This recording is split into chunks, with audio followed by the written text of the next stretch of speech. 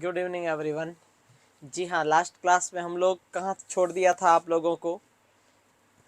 कहाँ छोड़ दिया था आपको? हमने छोड़ा था इन्फ्लुएंजा खत्म करके। इन्फ्लुएंजा खत्म। सर चुटकी की आवाज आ रही है, चेतना चुटकी की आवाज सुन रही है? हाँ सुनो।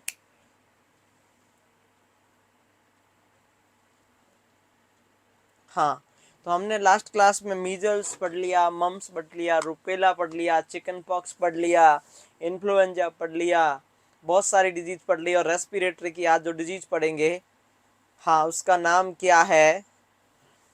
इसका नाम क्या है? एक होता है वूपिंग कफ। कौन सा कफ? Whooping cough. दूसरा कौन सा पढ़ेंगे? उसके बाद डिफ्थीरिया पढ़ेंगे। कौन सा पढ़ेंगे? डिफ्थीरिया पढ़ेंगे। इसके बाद मैं आपको और बताऊंगा कि निमोनिया बच्चों में किस प्रकार का होता है, उसके बारे में पढ़ेंगे। जी हाँ, गुड इवनिंग एवरीवन। अपन लोग स्टार्ट करते हैं। Whooping cough, that's called pertussis, also called 100-डे कफ। इसका दूसरा नाम 100-डे कफ क्यों है? एक बार ये हो जाए और ये 5 साल के छोटे बच्चों में ही होती है, 5, 6, 7 साल की एज के बाद ये नहीं होती है। इसका भी कोई रीजन है, मैं आपको बताऊंगा। तो इसको बोलते हैं वूपिंग कफ, 100-डे कफ। ये एक बैक्टीरियल बीमारी है, प्लीज नोट करें। ये एक बैक्टीरियल बीमारी है, ये वायरल बीमारी नहीं है। और बैक्टीरिया का नाम है बॉर्डेटेला। क्या नाम है? बॉर्डेटेला। अब पर्टुसिस नाम याद नहीं रखना है, क्योंकि इस डिजीज का नाम ही पर्टुसिस है। इसीलिए इस बैक्टीरिया की वजह से होने के कारण इसका नाम पड़ गया पर्टुसिस। तो आपको याद क्या रखना है कि जो बॉर्डेटेला कॉजेटिव एजेंट की वजह से जो बीमारी होती है, उसका पूरा नाम बैक्टीरिया का बॉर्डेटेला पर्टुसिस है। और ये बॉर्डेटेला पर्टुसिस एक बीमारी करता है जो 100 दिन तक कफ आता रहता है और कंटिन्यूस कफ आता है। मैं आपको कफ की कैरेक्टरिस्टिक फीचर्स बताऊंगा, तो आपको पता चलेगा कि कैसा कफ आता है। इसमें कफ किस प्रकार का आता है आपको पता चलेगा, कुछ चीजें आपको समझ में आएगी। ठीक है, और इसको 100-डे कफ बोलते हैं। अब आगे बढ़ो। ये बैक्टीरियल बीमारी है, प्लीज नोट करें। इसका इंक्यूबेशन पीरियड 7 से 14 दिन होता है। इसका कम्युनिकेबल पीरियड पहले 10 दिन, जिसको कैटरल स्टेज बोलते हैं। इसमें स्किन के ऊपर रेसेज नहीं आता, स्किन के ऊपर रेसेज नहीं आते, इसीलिए कैटरल का मतलब होता है सिम्टम्स। बीमारी के जो पहले 10 दिन है, डिजीज के जो पहले 10 दिन है, वो सबसे ज्यादा कम्युनिकेबल डे होते हैं। तो आपको नोटिस करना है कि पहले जो 10 दिन है उसमें आपको क्या करना है?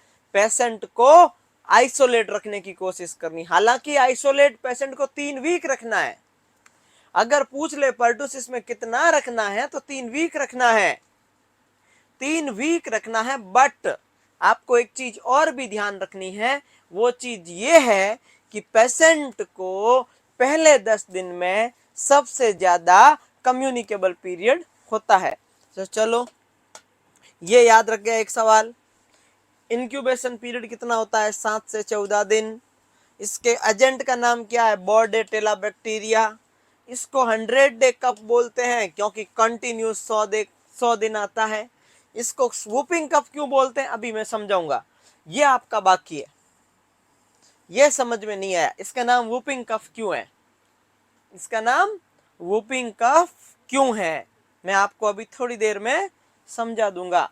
डियर नर्सिंग ऑफिसर, नेक्स्ट आगे बढ़िएगा। Mode of transmission, droplet infection. कौन सा infection? Droplet infection. Route respiratory. कौन सा रूट? रेस्पिरेटरी रूट, क्योंकि कफ हो रहा है ना, वूपिंग कफ हो रहा है। सुनो प्लीज, वूपिंग कफ हो रहा है। और वूपिंग कफ का मतलब क्या होता है? वूपिंग कफ का मतलब क्या होता है? वो कफ जिसमें वूप साउंड आएगी। तो कौन सा सिस्टम अफेक्ट हुआ? कौन सा सिस्टम अफेक्ट हुआ? Respiratory system. कफ मतलब ड्रॉपलेट एरोजोल जनरेशन, मतलब कफ के थ्रू फैल रहा है, इसीलिए रूट कौन सा? रेस्पिरेटरी। और आपको ध्यान कर, एज क्या है? बच्चों में ही होता है ये, इसको याद रखना, बाकी किसी में याद नहीं रखना। ये बच्चों में ही होती है, 5 साल की एज के बाद नहीं होती है। तो आपको ये भी याद रखना है, एनी हाउ याद रखना है। हम लोग याद रखेंगे, ऐसी उम्मीद है। याद रखोगे आप? आप याद रखोगे ना? रखोगे जी सर, रखेंगे। Next one, season winter. Season कौन सा? Winter season.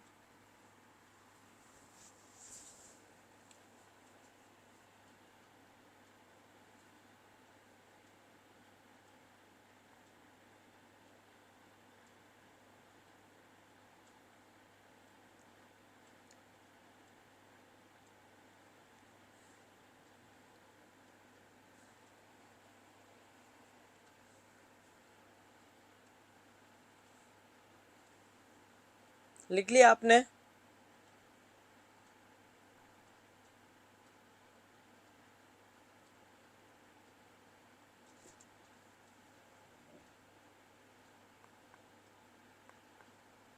फिर आता है साइन सिम्टम। साइन सिम्टम में इसमें 3 स्टेज होती है, चलो मैं बताता हूं आपको। हाँ, कैटरल का मतलब सिम्टम्स की स्टेज है। अब देखो एक स्टेज बताता हूं, किसी भी पेशेंट को जो पहली स्टेज का नाम है इसमें कैटरल स्टेज है। फिर आएगी चीफ वाली स्टेज, जो पहले 10 दिन वाली स्टेज है उसका नाम क्या है? कौन सी स्टेज? कैटरल स्टेज, जो मॉर्निंग में जो सबसे पहले। हाँ, अब देखना इधर आओ, कैटरल स्टेज जो पहले 10 दिन वाली है उसको हम, इसमें क्या साइन सिम्टम आएंगे?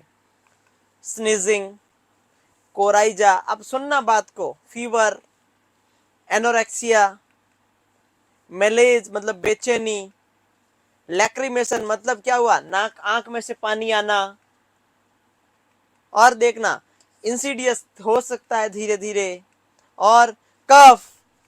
इनमें से एक भी चीज याद नहीं करनी है। सबसे बड़ी बात क्या है? कैटेरल स्टेज में एक भी बात आपको याद नहीं करनी है। कौन सी बात याद करनी है? जो अभी थोड़ी देर में समझ में आएगी, कि मरीज को वूपिंग कफ होता है। कौन सा कफ होता है? वूपिंग कफ होता है। ये वूपिंग कफ क्यों होता है इसके बारे में हम लोग बात करेंगे। वूपिंग कफ कैसा होता है हम इसके बारे में बात कर रहे हैं।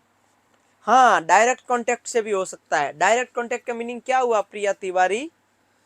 डायरेक्ट किसी एक का मुंह दूसरे के मुंह के अंदर चला जाए, ये कौन सा कांटेक्ट है? डायरेक्ट कांटेक्ट नहीं है, ये डायरेक्ट कांटेक्ट नहीं है। डायरेक्ट कांटेक्ट से हो सकता है, क्यों नहीं हो सकता? हो सकता है। इसको हम डायरेक्ट कांटेक्ट बोलेंगे जी। अब देखो, इसमें कैटरल स्टेज में मरीज को स्नीजिंग हो रहा है तो दूसरे को फैलाएगा, मरीज को कफ हो रहा है तो दूसरे को फैलाएगा। ये हाईली कम्युनिकेबल स्टेज है, सबसे ज्यादा कम्युनिकेबल स्टेज यही है। मैंने बताया था अभी थोड़ी देर पहले, बताया कि नहीं बताया? जी सर बताया। तो ये हाईली कम्युनिकेबल स्टेज है। मानते हो बात को? चलो नेक्स्ट,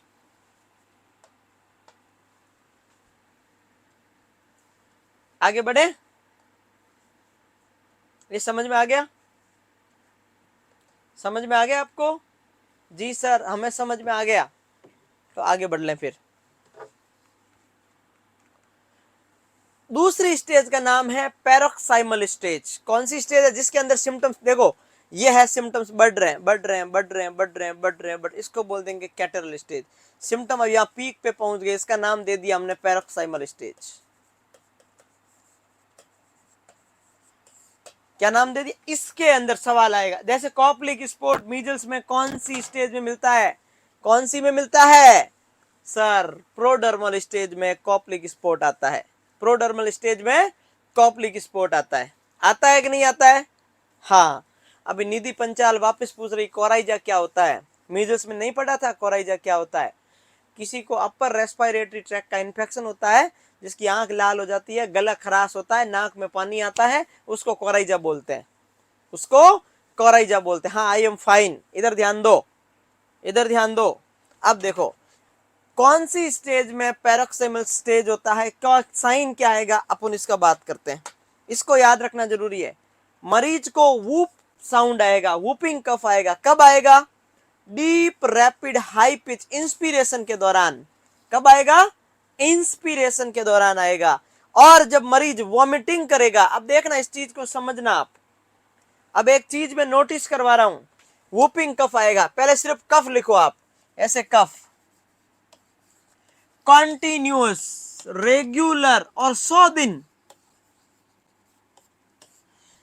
एक बात नोटिस करना, छोटा बच्चा देखा होगा आपने कभी, परिवार में किसी छोटे बच्चे को खांसी हो जाती है और उसको कंटिन्यू खांसी आती है तो उसको वॉमिटिंग भी हो जाती है, होती है? आपने नोटिस किया ये बात? होती है कि नहीं होती है? सर होती है। अब एक बात सोचना मेरी, अगर खांसी 10-10 मिनट से आए तो, खांसी भयंकर आए तो वॉमिटिंग हो सकती है। अगर खांसी 5-5 मिनट आए तो भी हो सकती है। अगर खांसी 1 मिनट से आए तो भी हो सकती है। लेकिन किसी पर्सन को कंटिन्यूस खांसी आए, कफ आए, जो ही सांस ले जो ही खांसी आ जाए, जो ही सांस ले जो ही खांसी आ जाए, जो ही ऑक्सीजन इनहेल करे जो ही खांसी आ जाए, उसको बोलते हैं भयंकर खांसी, कुत्ता खांसी बोलते हैं इसको। अब एक देखना, मरीज को खांसी आई, दैट्स कॉल्ड कफ। नोटिस करना, एक बात को समझना प्लीज, इसको वूपिंग कफ क्यों बोलते हैं? मरीज को खांसी आई कब? जब मरीज ने सांस अंदर लिया, जो ही मरीज इनहेल करता है, जो ही ऑक्सीजन अंदर लेता है, पेशेंट को कफ आता है। और जब सांस अंदर लेगा तो सांस के साथ में ऑक्सीजन जाती है, सांस के साथ में ऑक्सीजन जाती है। अरे बेचारे को एक बार ऑक्सीजन बाहर फेंक देगा खांसी से। खांसी में क्या होता है, आप जोर से रिफ्लेक्स मारते हो, एक बार बाहर फेंका, 2 बार, दूसरी बार भी बाहर फेंक दी, तीसरी बार भी ऑक्सीजन बाहर फेंक दी, चौथी बार भी बाहर फेंक दी। अरे बार बार बाहर फेंकोगे तो मरीज को साइनोसिस नहीं हो जाएगा? और जब ज्यादा खांसी आती है तो वॉमिटिंग नहीं हो जाती? हो जाती है। वॉमिटिंग तो आपको पता है, ये 3 चीजें आपको पता नहीं चल रही। सर खांसी से साइनोसिस और एपनिया और डिज्निया कैसे हो रहा है? खांसी से साइनोसिस, एपनिया और डिज्निया कैसे हो रहा है? डिज्निया मतलब डिफिकल्टी इन ब्रीथिंग, एपनिया मतलब cessation of breathing, stoppage of breathing. Cyanosis का मतलब क्या होता है? Bluish discolouration due to deficiency of the oxygen in the tissue. अब देखो, चीज नोट करो, मरीज ने सांस लिया, जो ही खांसी आई तो मरीज जोर से ऐसे करेगा, दूसरी बार नेक्स्ट कंटिन्यू करता रहेगा, जो ही सांस लिया ऐसे,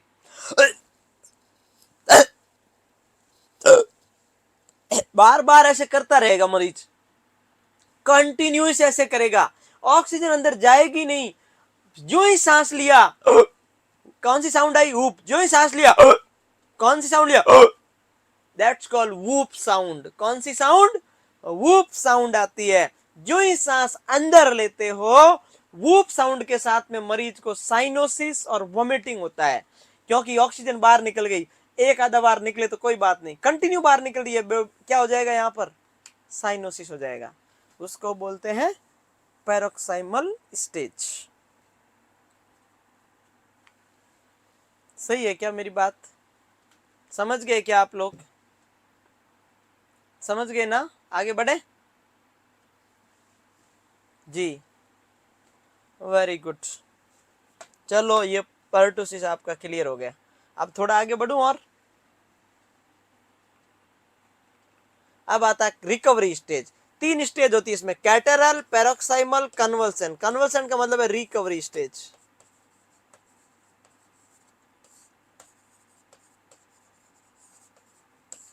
कौन सी स्टेज? Recovery stage. कौन सी स्टेज? Recovery stage. अब इसमें मरीज को क्या होगा? वापस रिकवरी होगी, कफ से रिकवर होगा, निमोनिया ट्रीट होगा, इसमें कुछ नहीं है। डायग्नोसिस कौन सा टेस्ट करते हैं? बॉर्डेट, गेंगियू, अगार टेस्ट करते हैं, बस इतना नाम याद रखना है इसका। नेक्स्ट अपन पढ़ेंगे कॉम्प्लिकेशन। मरीज को कफ आ रहा है, और कफ किसकी वजह से हो रहा है? बैक्टीरियल बीमारी की वजह से हो रहा है। तो बताओ, पेशेंट को निमोनिया नहीं हो सकता क्या? निमोनिया हो सकता है। क्या हो सकता है? निमोनिया हो सकता है। निमोनिया हो तो most common complication of pertussis is pneumonia, याद रखना पड़ेगा। Most common complication of the pertussis is pneumonia, क्योंकि कफ की वजह से माइक्रो ऑर्गेनिज्म अंदर जाके इन्वेड, ग्रोथ और मल्टीप्लाई हो जाएंगे और निमोनिया हो जाएगा।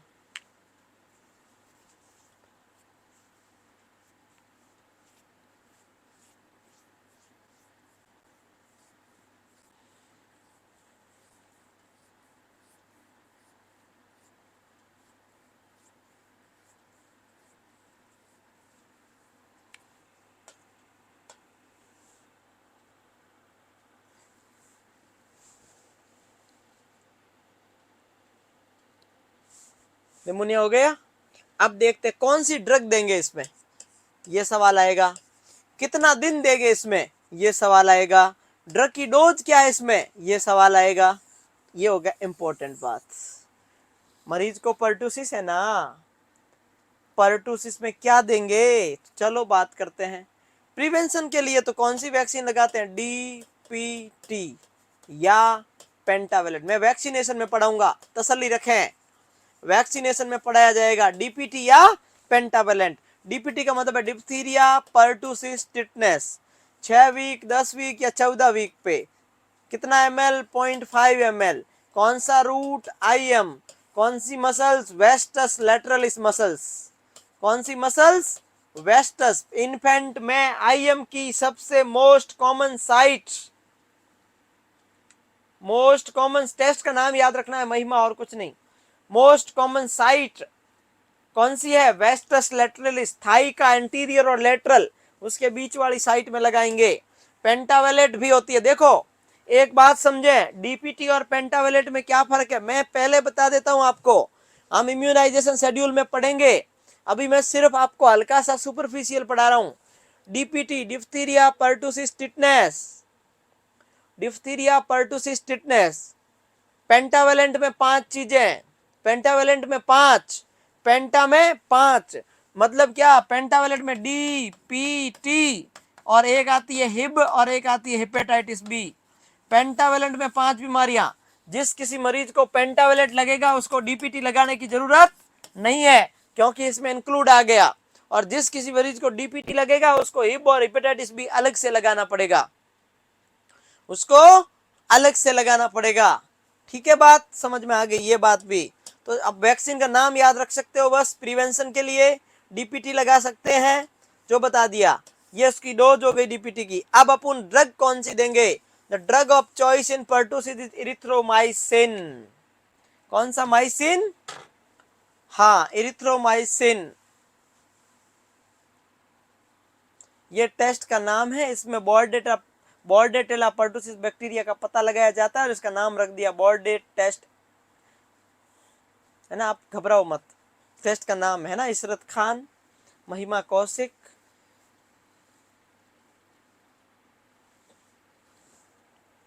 ये समझ में आना जरूरी है। पेंटावेलेट पढ़ा दूंगा मैं वहां, डीपीटी पढ़ा दूंगा मैं वहां अच्छे से, डोंट वरी। और ये कौन सा, erythromycin drug of choice, drug of choice is, ये बहुत कितना दिन, ये इंपॉर्टेंट है। चलो बात करते हैं, अपन दिन की भी बात कर लेते हैं। इसकी डोज होती है 30 to 50 mg पर kg per day, divide in 4 dose into 10 days, divide in 4 dose into 10 days, divide in 4 dose into 10 days. कैसे लिखोगे, 30 to 50 mg, कौन सी ड्रग, इरिथ्रोमाइसिन, पर केजी के हिसाब से। ये पर डे की है और इसको देना QID है। कैसे देना है, QID। तो कैसे करोगे, देखो एग्जांपल समझो। अगर कोई बच्चा 10 किलो वजन का है, किसी बच्चे का वजन 10 kg है, कितना है, 10 kg है, तो 30 से 50 का मतलब मैं बीच वाला ले लूं, तो इसको 40 kg पर kg, तो टोटल कितनी हो गई, 400 mg हो गई। कितने की, एक डे की। अपने को कितनी देनी है, 400 mg पर डे, लेकिन उसको एक साथ नहीं देना है, उसको 4 डोज में डिवाइड करनी है। तो हम 400 को 4 में बांटेंगे तो 100 mg Q6 आरली, जिसको हम बोलते हैं QID, जिसको क्या बोलते हैं, QID।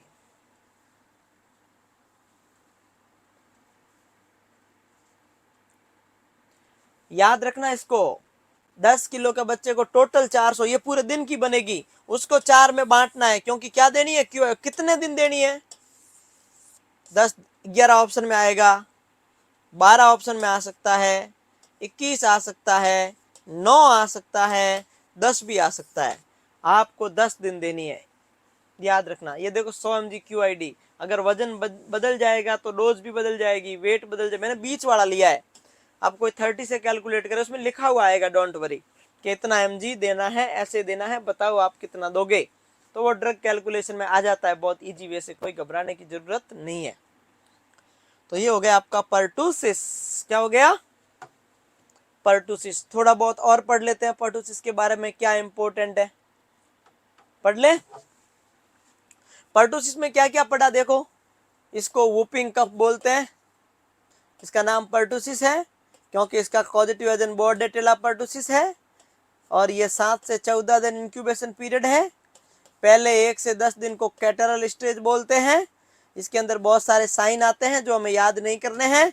इसके बाद मैंने बोला इसको दूसरी स्टेज का नाम पैरोक्साइमल स्टेज है जिसके अंदर वूपिंग कफ आता है। मरीज इंस्पिरेशन के दौरान कफ करता है, साइनोसिस, एपनिया, डिज्निया और वॉमिटिंग हो जाता है और उसके बाद में कन्वर्जेंट स्टेज में रिकवरी करता है।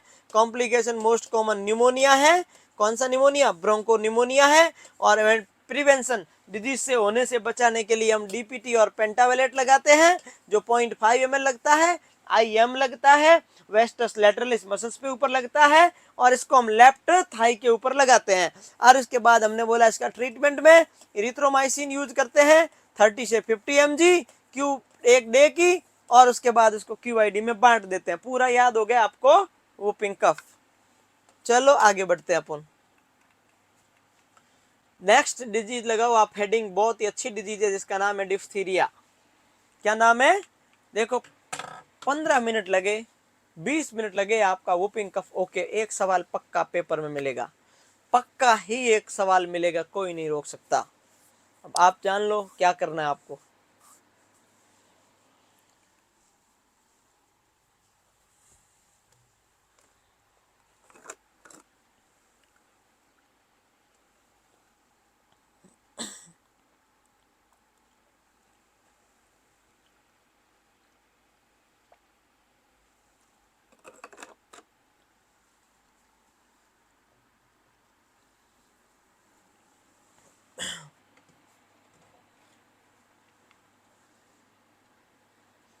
पांच साल से छोटे बच्चों को होता है आदर्श शर्मा, उसके बाद नहीं होता है ना। उसके बाद इसीलिए 5 साल तक के बच्चों को डीपीटी लगाते हैं। 5 से 7 साल के बच्चों को क्या लगाते हैं? डीटी लगाते हैं। और इसके बाद तो कभी भी अपन लगाते नहीं, डीपीटी लगाते नहीं, पर्टुसिस होता ही नहीं है, होता ही नहीं है। सब है, समझ में आ गया आपको अच्छे से? आगे बढ़ूं मैं क्या? हाँ सर मेट्रो की तरह चलते हो, धीरे तो चल रहा हूँ, कहाँ मेट्रो की तरह चल रहा हूँ? कुछ भी बोल रहे हो, कुछ भी फेंक रहे हो आप हैं।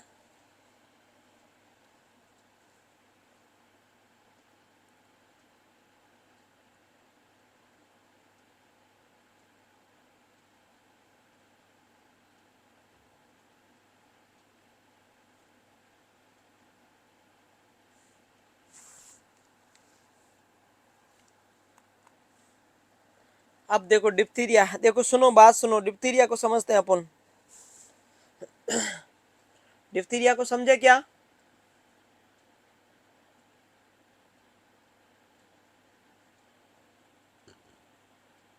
नॉन स्टॉप चल रहा हूँ, बहुत बढ़िया। आपको ऐसा लग रहा है मैं नॉन स्टॉप चल रहा हूँ? देखो पहली बात, डिप्थीरिया एक बैक्टीरियल डिजीज है। कौन सा डिप्थीरियाई? कॉर्नी बैक्टीरियम, ये नाम याद रखना है। डिप्थीरियाई तो वैसे ही याद रह जाएगा। कॉर्ना बैक्टीरिया, कौन सा बैक्टीरिया? Corny bacterium डिप्थीरियाई। नाम बताओ, पॉजिटिव एजेंट का नाम बताओ। कॉर्नी बैक्टीरियम डिप्थीरियाई इसका पॉजिटिव एजेंट है। किसका है पॉजिटिव एजेंट? कॉर्नी बैक्टीरियम डिप्थीरियाई किसका पॉजिटिव एजेंट है? डिप्थीरिया का पॉजिटिव एजेंट है। किसका है? डिप्थीरिया का पॉजिटिव एजेंट है। ये gram positive non motile bacteria है, बस ये नाम याद रखना। अब माइक्रोबायोलॉजी में पढ़ोगे motile non motile, gram positive gram negative, किसके ऊपर कौन सा क्या एसिड पाया जाता है, क्या कैरेक्टरिस्टिक फीचर होते हैं, उनमें से एक सवाल भी तो आ सकता है। अभी तो मैं कोई नॉन स्टॉप नहीं चलता हूँ, अपनी 10:30 वाली क्लास होगी, 10:30 वाली क्लास में नॉन स्टॉप मान सकते हो। अभी तो ऐसा कुछ नहीं है नॉन स्टॉप, अभी तो ऐसा नहीं बोल सकते आप।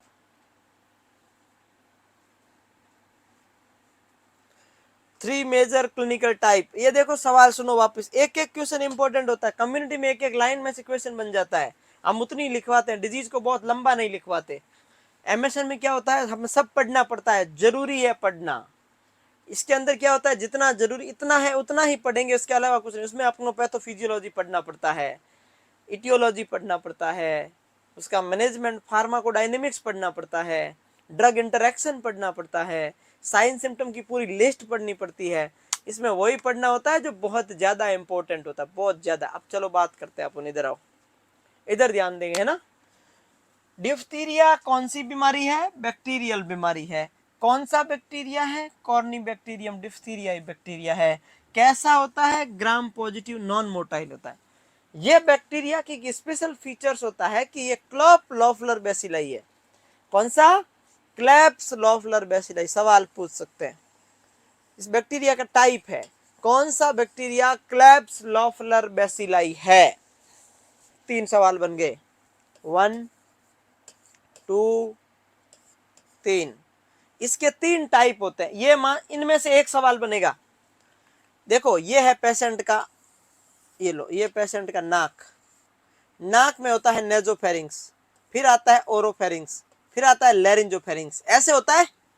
तो इसको बोलते हैं नेजोफेरिंग्स, इसको बोलते हैं ओरोफेरिंग्स, इसको बोलते हैं लैरिंज। इस लैरिंजोफेरिंग्स आगे जाके या तो ट्रेकिया से जुड़ता है और या फिर ईसोफेरिंग्स, दोनों से जुड़ता है। जुड़ता है कि नहीं जुड़ता है, ऐसे यहाँ लटका हुआ रहता है। अब देखो इधर आओ, ये 3 प्रकार का होता है।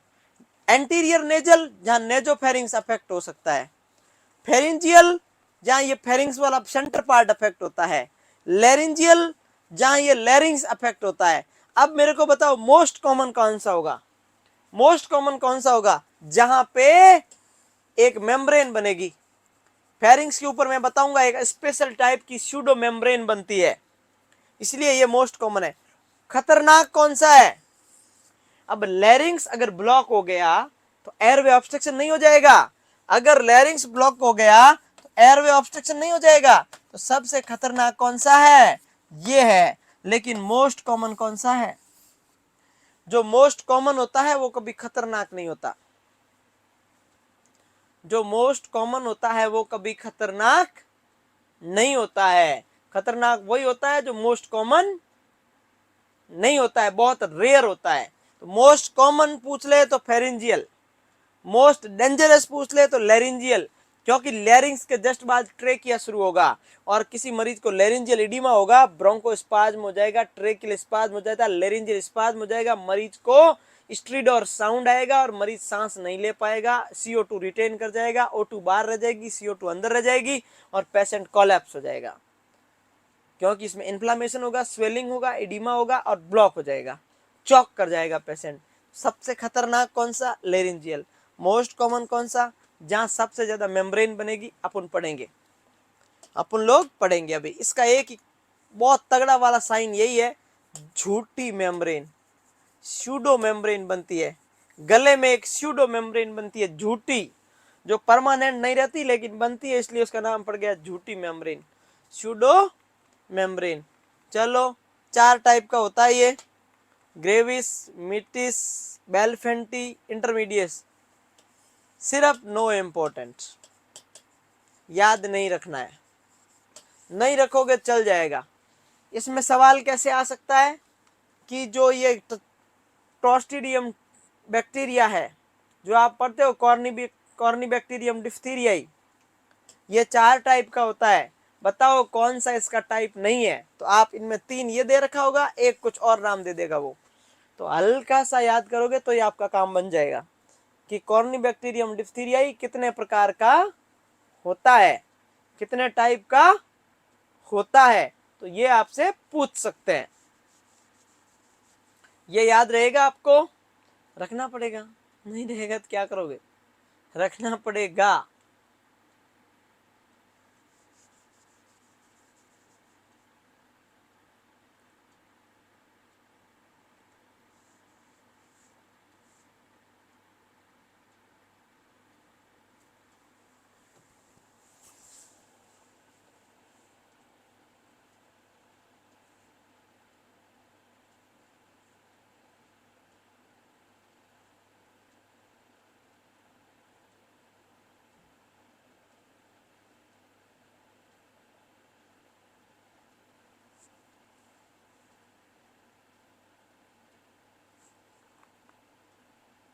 इंक्यूबेशन पीरियड 2 से 6 दिन। यहां से सवाल बनेगा, इंक्यूबेशन पीरियड 2 से, अब लो इशरत खान पूछ रही है सीडी का फुल फॉर्म क्या है। आपका मन क्लास में है, आपका ध्यान यहां पर है। सीडी का फुल फॉर्म क्या है?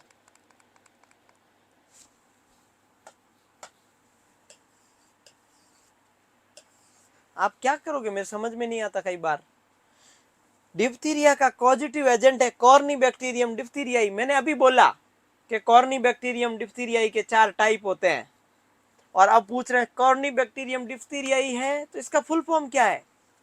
वाह, नाइस, तालियां बजाएं आपके लिए। अर्थो सुन नहीं पाया तो लिखा तो देखा था, ये तो देखा था आपने पहले। इशरत पागल हो रही हो, क्या किया जाए आपका। अब सब जने जवाब देंगे, सबको टेंशन हो रही है इशरत की, सबको एंजाइटी हो रही। ओ माय गॉड इशरत भूल गई, ओ माय गॉड इशरत भूल गई। सब जवाब देंगे, अब देखना। इशरत ने मेरे से पूछा, सब जने जवाब दे रहे हैं। दो भाई दो, सबको पढ़िए, सबको टेंशन हो रही, इतना स्ट्रेस हो रहा है सबको। इशरत को जवाब देना ही देना है, दीजिए भाई इशरत को जवाब। मुझे क्या, मैं नहीं दूंगा, अब अगली बार आप ही देना सब जवाब, जो भी पूछे। क्लास के अंदर कभी कोई एक जना कोई पूछ लेता है कमेंट करके, सब जने जवाब देते उसको, उनको परवाह रहती है कि हाँ क्या पूछ लिया। Don't mind Ishrat, don't mind, I am just kidding, I am just kidding. Mind ना करे ना, आपको बहुत माइंड करने की बहुत आदत होती है। लड़कियों को तो गुस्सा बहुत जल्दी आता है, गुस्सा लड़कियों का यही रहता है, तुरंत आ जाता है, 1 मिनट में, 1 ही मिनट में आ जाता है। एक बार क्या हुआ पता है, एक पार्टनर, गर्लफ्रेंड और बॉयफ्रेंड मान लो, या हस्बैंड वाइफ मान लो, हस्बैंड वाइफ या आप कोई भी दो पार्टनर, दो एक कपल, फ्लाइट में साथ में ड्यूटी लग गई उनकी, उनकी साथ में एक कंट्रोल ऑफिसर लग गया, और एक जो फीमेल थी वो पायलट बन गई। और जो कंट्रोल ऑफिसर जो फ्लाइट को देख रहा था, उसके अंदर उसका पार्टनर था, जो मेल पार्टनर था वो। अचानक से फ्लाइट, अब जैसे फ्लाइट ने जो ही टेक ऑफ किया, मैं गुस्सा नहीं करता हूं, आपको लगता है ऐसे, फ्लाइट ने जो ही टेक ऑफ किया, कुछ फ्लाइट में इश्यू आ गया, कोई फ्लाइट में प्रॉब्लम आ गई, तो उसने फोन किया हेलो कंट्रोल रूम, तो सामने से उसके होने वाले राजकुमार ने फोन उठाया, हाँ जी बताइए। उसने बोला एक प्रॉब्लम है। कहा, उसने बोला क्या प्रॉब्लम है, वापस मेल पार्टनर बोला क्या प्रॉब्लम है, नहीं कोई प्रॉब्लम नहीं। अरे बताओ तो, नहीं कोई प्रॉब्लम नहीं है। उस समय भी उनको यही प्रॉब्लम है कि मेरे को कोई प्रॉब्लम नहीं, जानबूझ के ईगो दिखाना है, क्योंकि उनका पारा चढ़ा हुआ था, वो कल लड़ लिए थे घर को शाम को। अब वो बार बार ऐसे बोल रहे मेरे को कोई प्रॉब्लम, अरे वो कह रहा है बताओ जल्दी, तो नहीं मुझे कोई प्रॉब्लम, मुझे नहीं करनी आपसे बात। अरे लड़ लेना बाद में, पहले आप बताओ प्रॉब्लम क्या है। तो नहीं, कह दिया ना मुझे आपसे बात नहीं करनी। कहा, उस मेल पार्टनर ने बोला अरे 200 पैसेंजर है इसके अंदर, कम से कम उसका तो ख्याल करो, अब तो बताओ। तो उसने बोला हाँ अब पता चला, तुझे मेरी परवाह नहीं है, इस 200 पैसेंजर की परवाह है, अब तो मैं तुझसे बात ही नहीं करती, जा। ऐसी देखो लड़कियों को गुस्सा इतना आता है। अब उसने रियल में कुछ प्रॉब्लम के लिए कॉल किया था, उसके राजकुमार ने कॉल उठा लिया, तो फिर वो राजकुमार को ऐसे जवाब दे रही है जैसे उसका पर्सनल मैटर चला। रहे भाई तू फ्लाइट पायलट है, 200 पैसेंजर बैठे हुए हैं, अब तू मुंह फुला के बैठेगी तो अभी ये फ्लाइट कहीं जाती रहेगी, प्लीज सुन लो। ये सपना गुप्ता बोल रही है, हाँ मैं भी ऐसे ही करती हूँ। सपना आप ऐसे ही करते हो, आप नहीं समझोगे, कौन नहीं समझेगा, हमसे ज्यादा कोई समझ ही नहीं सकता इस बात को।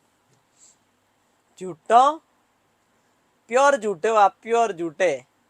आपको तो बस ऐसी बातें कर लो बस अच्छा लगता है, नहीं तो चुपचाप मुंह फुला के बैठे रहते हो आप। हाँ मेरी परवाह नहीं है, आपको इन 200 पैसेंजर की पड़ी है, तो वैसे ही आपको ऐसे लगता है कि हाँ मेरी परवाह नहीं है।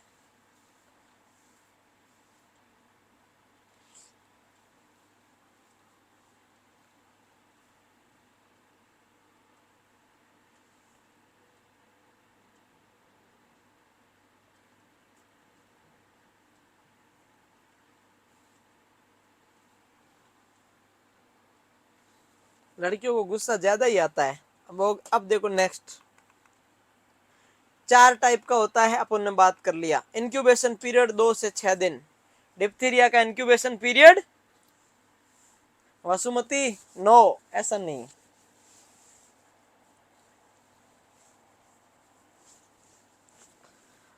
इधर ध्यान दो, कम्युनिकेबल पीरियड। अब देखो, एक बार किसी को डिप्थीरिया हो गया, क्या हो गया, एक बार किसी को डिप्थीरिया हो गया, सुनना, बात सुनना प्लीज,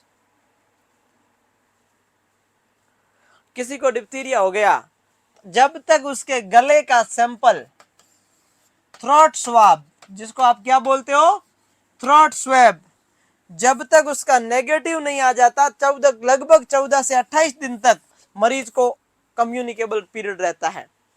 पॉजिटिव आने के 14 से 28 दिन तक कम्युनिकेबल पीरियड रहता है। Carrier is most important the source of infection, according to, case से ज्यादा कैरियर इंपोर्टेंट है। बताओ ऐसा क्यों है? एक बार किसी को हो गया, 14 से 28 दिन तक कम्युनिकेबल पीरियड रहेगा। इसमें कैरियर, क्योंकि मरीज को सिम्टम्स नहीं आते, वो बीमारी कवर करके चलता रहता है। अब मानते नहीं, अपन मान लेंगे गला खराब है, गला खराब है, गला खराब है, पेशेंट को हो जाए, पेशेंट को क्या हो जाए, डिप्थीरिया। कैरियर का मतलब होता है जिसको साइन सिम्टम प्रेजेंट नहीं होते और उसको डिजीज होती है, उसको हम लोग बोलते हैं कैरियर। जो दूसरों को खुद अफेक्ट हुए बिना दूसरों को बीमारी दे देते हैं। और कैरियर हमेशा खतरनाक होता है केस के कंपैरिजन में, एपिडेमायोलॉजिकली। डिजीज को डिस्ट्रीब्यूट करने में कैरियर का बड़ा रोल है, इसका रोल नहीं है। किसका? केस का रोल नहीं है, कैरियर का बहुत तगड़ा रोल है, केस का रोल नहीं है।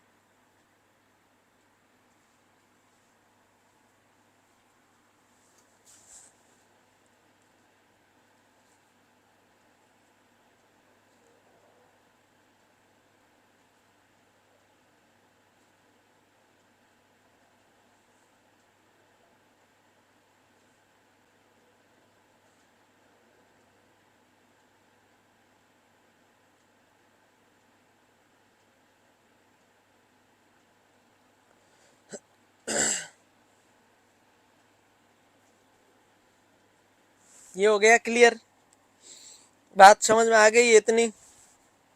अब बोलेंगे सर साइड प्लीज। अच्छा मैसेज आ गया, मैंने सोचा अभी तक आया ही नहीं, मैंने कहा साइड वाला मैसेज नहीं है अभी तक, क्या बात है, आ गया देखो।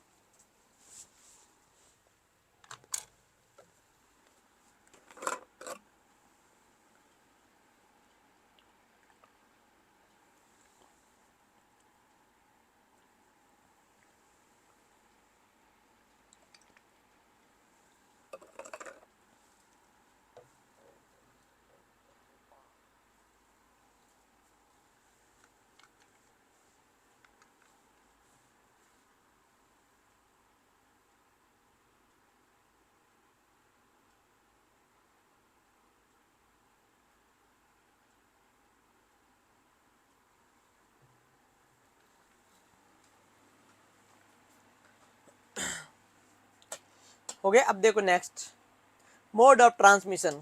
खांसी से, कफ से, टचिंग से, स्नीजिंग से, कफिंग से, किसिंग से।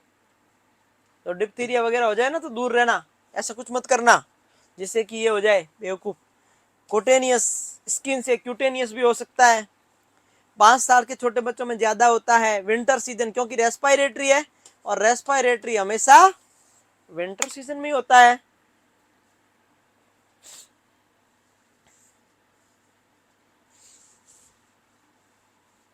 मैं नहीं जानता, मेरे को कोई ऐसा एक्सपीरियंस नहीं है। झूठ मत बोलो, मेरे को मत बोला करो, मेरे को ऐसा कोई एक्सपीरियंस नहीं है कि हाँ साइड में कब होना है। मुझे क्या आप बोलते हो तो पता चल जाता है कि हाँ अब साइड में होना है।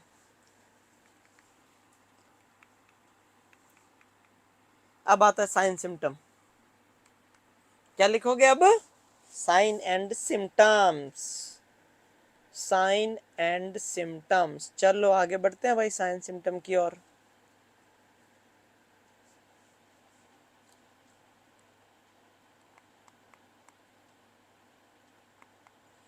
फीवर कैसा आएगा? देखो एक बात सुनो, अब एक बात सुन लो आप अच्छे से, प्रतीक्षा रठवा, ये पेशेंट है, ये लो, ये पेशेंट का नाक है, ये आपका ये नाक, ये आप लोगों का नाक है, देखो ये पेशेंट का नेजोफेरिंग्स, ओरोफेरिंग्स, लैरिंजोफेरिंग्स। अब फेरिंग्स के अंदर एक झूठी झूठी मेम्ब्रेन बन जाती है, जो इसका बहुत तगड़ा क्लासिकल साइन है। डिप्थीरिया का क्लासिकल साइन एक झूठी मेम्ब्रेन, एक झूठी मेम्ब्रेन बन जाती है। कैसी मेम्ब्रेन? झूठी मेम्ब्रेन बन जाती है गले में, फेरिंग्स के ऊपर। उसको स्यूडो मेम्ब्रेन बोलते हैं। कौन सी मेम्ब्रेन बोलते हैं जी? स्यूडो मेम्ब्रेन बोलते हैं। ये बहुत ही, और ये फाल्स होती है। क्यों होती है? ये टॉन्सिल, फेरिंग्स और फाल्स क्यों होती है?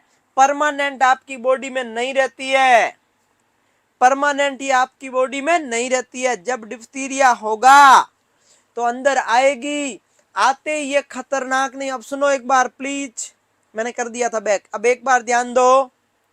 किसी भी पेशेंट को, हाँ प्रिया आपका नोज इतना ही सुंदर होगा तभी तो आप बोल रहे हो मेरा नोज इतना सुंदर नहीं है, हाय राम। हाँ आप लोग तो मैं क्या बताऊं, छोड़ो बाद में बात करेंगे ना। गले में मेम्ब्रेन आपने पढ़ा पीडियाट्रिक में, याद करो। एक होता है एब्स्टन पियल्स, एक होता है ओरल थ्रस। पढ़ा क्या? एब्स्टन पियल्स और ओरल थ्रस पढ़ा ना। इसको ये रिमूवेबल होता है। आप कॉटन स्वैब लोगे, आप एक कॉटन स्वैब लोगे, ओरल कैविटी में होता है। न्यूबॉर्न बेबी में ओरल कैविटी में दो प्रकार के छाले होते हैं, अल्सर होते हैं। एक ये अल्सर, एक ये अल्सर, पढ़ा है ना? हाँ, तो ओरल कैविटी में, न्यूबॉर्न बेबी में ओरल में अल्सर होते हैं। अगर आप कॉटन स्वैब लेके उसको हटाओगे, अगर वो हट जाए, नॉट पेन, दर्द नहीं हो, इसका मतलब एब्स्टन पियल्स है। और अगर वो हटे नहीं और फिर भी आप घसो जोर जोर से, तो वो पेन करे और ब्लीड हो जाए और नॉट रिमूवेबल हो, हटे नहीं, not removable,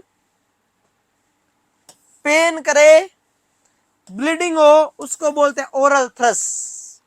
due to fungal infection, due to candida albicans, due to moniliasis, due to yeast infestation. तीन नाम होते इसके, candida albicans, moniliasis and yeast. क्या बोलते हैं? ओरल थ्रस का कॉज बताओ। Candida albicans, albicans. Next one moniliasis. कौन सा लियासिस? मोनेलियासिस। तीसरा कौन सा? यीस्ट बोलते हैं इसको। कई बार हम फंगल को कौन सा बोलते हैं? यीस्ट बोलते हैं। है तो सेम ऐसा ही है। स्टार्टिंग में ये मेम्ब्रेन रिमूवेबल होती है, व्हाइट कलर की होती है। धीरे धीरे ये मेम्ब्रेन अपना कवर चेंज करेगी और धीरे धीरे ग्रेइश हो जाती है। आपको सीधा सवाल पूछे कि स्यूडो मेम्ब्रेन का कलर कैसा होता है, आपको सीधा ये आंसर देना है। जो नॉन रिमूवेबल होती है, जो चिपक जाती है, अधेरेंट का मतलब होती है चिपक जाना, फेरिंग्स के अंदर चिपक जाती है। Bacterial not fungal, oral thrush fungal की वजह से होता है। ये किसकी वजह से होगी? ये बैक्टीरिया की वजह से होगी। इस मेम्ब्रेन का नाम है झूठी membrane, pseudo membrane. Commonly over the tonsil, pharynx and the larynx. White होती है तब तक तो रिमूवेबल होती है, एडहेरेंट चिपक जाती है मतलब नॉन रिमूवेबल होती है। That's called bacterial cause. अब गले में दिक्कत होगी तो निगलने में, एक होता है डिस्फेजिया, देखो दोनों कोई फर्क नहीं है। एक होता है डिस्फेजिया और एक होता है ये डिस्फेजिया। दोनों में कोई फर्क है क्या? दोनों में कोई डिफरेंस है क्या? क्या लग रहा है आपको डिफरेंस? कुछ डिफरेंस लग रहा है। जी का मतलब होता है गला। क्या होता है? गला मतलब क्या? स्वोलोविंग। गले से क्या करते हो? स्वोलो। डिस मतलब डिफिकल्टी, जिसको डिफिकल्टी इन स्वोलोविंग हो, डिस्फेजिया ये कहलाएगा। जिसको बोलने में तकलीफ हो उसको डिस्फेजिया ये कहलाएगा। Difficulty in speech, difficulty in swallowing. एक होता है ओडिनोफेजिया। कौन सा? ऑर्डिनोफेजिया। कौन सा फेजिया? Pain during swallowing.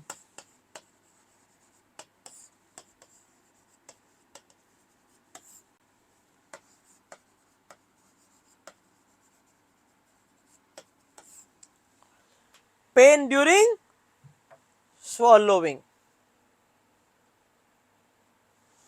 याद रहेगा, जी वाला गला, एस वाला स्पीच, ऑर्डिनो मतलब पेन। याद रहेगा तीनों। तो इसमें क्या होगा? डिस्पेजिया। लोक एक्सुडेशन का मतलब होता है पस, फाउल स्मेलिंग। जब कोई इंफेक्शन का साइन आ जाए, एक्सुडेट का मतलब वहां पुरुलेंट डिस्चार्ज। पस, कौन सा इंफेक्शन? Foul smelling. कौन सा स्मेलिंग? Foul smelling. पस वाला इंफेक्शन को इंडिकेट करने वाले को क्या बोलते हैं सर? इंफेक्शन को इंडिकेट करता है। कैसा होता है? पुरुलेंट होता है। कौन सा लेंट होता है? पुरुलेंट होता है, पुरुलेंट। एक्सुडेट। एक होता है ग्रेन्युलेशन।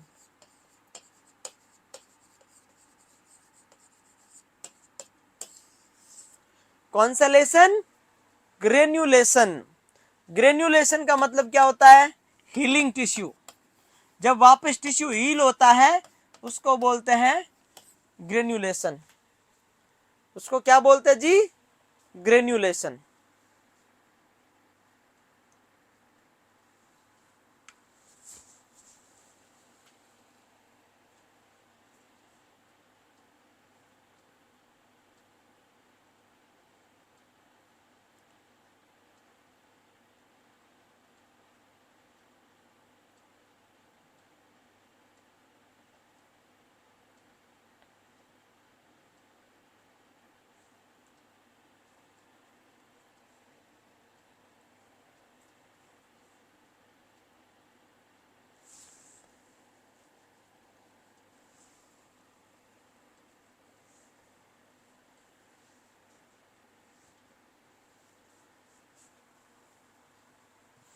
बार बार डांस की याद क्यों आ रही है आपको?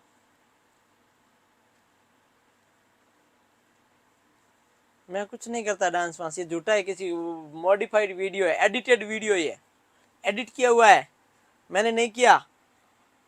अरे बल नेक आएगा, रुको ना, अभी तो तसल्ली तो रुको। इतना लिख लिया आपने?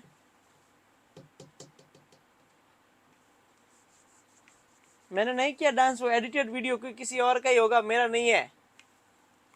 मेरा नहीं है वो ना। लिम्फ एडिनोपैथी, बुल नेक अपीयरेंस। आ गया ना बुल नेक? बुल का मतलब है बैल। यू नो अबाउट बैल? अरे बैल देखा, उसका नेक देखा, इतना बड़ा। लिम्फ एडिनोपैथी की वजह से, भयंकर लिम्फ ग्रोथ होने की वजह से, लिम्फ की ग्रोथ होने से बैल ऐसा बड़ा हो जाता है, ऐसा, ऐसी बड़ी नेक हो जाती है, उसको हम क्या बोलते हैं? बुल नेक। मेरा नहीं है वो वीडियो, नहीं है, मैं नहीं था, आप कुछ और ही किसी को देखा होगा। सिमरन बोल रही है मैं नहीं था, झूठो, मेरे को मत बोलो आप ऐसे।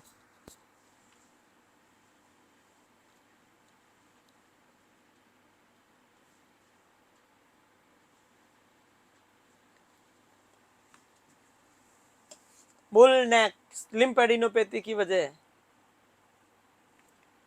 Hoarseness, croupy cough, epiglottitis is a medical emergency, is a medical emergency, medical emergency, medical emergency. सवाल आएगा कौन सी बीमारी को मेडिकल इमरजेंसी में?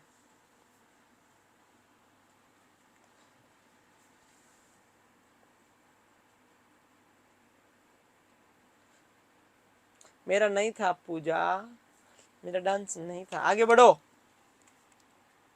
डिज्निया, आगे बढ़े।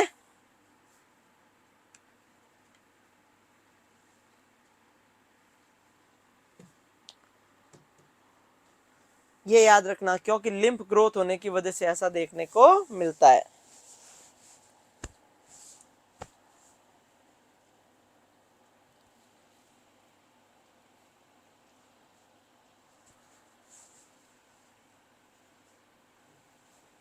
चलो आगे बढ़े, हो गया आपका सब clear. Next diagnosis. Diagnosis confirmatory करें, फर्जी डायग्नोसिस तो क्यों करें। कंफर्मेटरी डायग्नोसिस होता है थ्रोट स्वाब। अब देखो ये गला है, गले में स्वैब, कोविड का टेस्ट करवाया किसी ने, गले में स्वाब डालो, लैब भेजो, अगर कॉर्नी बैक्टीरियम डिप्थीरिया पॉजिटिव आया तो डिप्थीरिया है, नहीं आया तो नहीं है, नहीं आया तो नहीं है, इसका मतलब है नोज थ्रोट स्वैब। एक टेस्ट होता है मोलोनी टेस्ट, एक होता है Schick test. Moloney test hypersensitivity of the diphtheria toxin, diphtheria toxin की हाइपर सेंसिटिविटी को टेस्ट करने के लिए किया जाता है। सिक टेस्ट डायग्नोसिस के लिए नहीं किया जाता, बैक्टीरिया की ससेप्टिबिलिटी को चेक करने के लिए किया जाता है। किसके लिए किया जाता है कि कोई भी जो ये बैक्टीरिया है ये अपनी डिजीज के ऊपर कितना ससेप्टिबल है, ये नॉर्मल आएगा कि एबनॉर्मल आएगा, इसके लिए किया जाता है सिक टेस्ट। सिक टेस्ट को कैसे करते हैं, इंट्राडर्मल रूट से करते हैं, सीधा लिखना शॉर्ट में 0.2 ml लगाया जाता है। कहां पर लगाया जाता है, दोनों हाथ के ऊपर लगाया जाता है और फिर चेक किया जाता है पॉजिटिव या नेगेटिव। डायग्नोसिस नहीं है ये, ससेप्टिबिलिटी टू बैक्टीरिया, कौन सा बैक्टीरिया किन से ज्यादा ससेप्टिबल है उसके लिए चेक किया जाता है।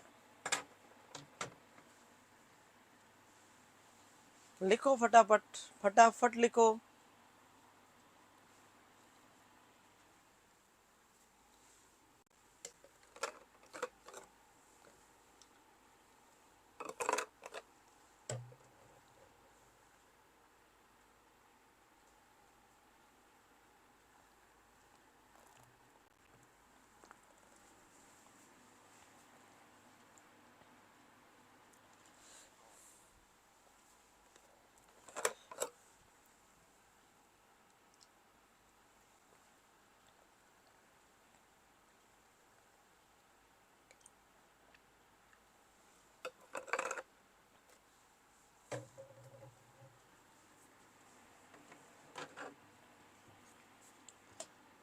हो गया क्या, सबने हो गया, वेरी गुड। आगे बढ़ू मैं, इसका रूट पूछ सकता है आईडी। इंट्राडर्मल मतलब 10 से 15 डिग्री एंगल, 26 गेज निडल,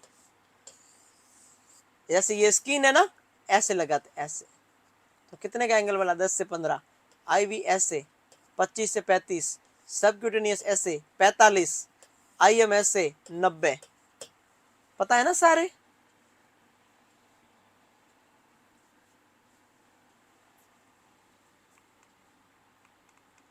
अब प्रिवेंशन, डिप्थीरिया का प्रिवेंशन क्या है, वही वैक्सीन जो आती है डीपीटी, उसके बारे में पता है, अर्ली डिटेक्शन करना, आगे डिजीज फैले नहीं, nose and throat swab, isolation कम से कम 14 दिन, और कब तक रखना है ये इंपॉर्टेंट है, 2 बार 24 घंटे से गैप से। देखो एक है नाज, एक है विशाखा, सुनो, एक है नर्सिंग ऑफिसर नाज, एक है नर्सिंग ऑफिसर विशाखा, क्या नाम है, विशाखा। तो सुनो नाज, सुनो ना विशाखा, सुनिए, नाज और विशाखा दोनों का बोलता हूं, सुनिए।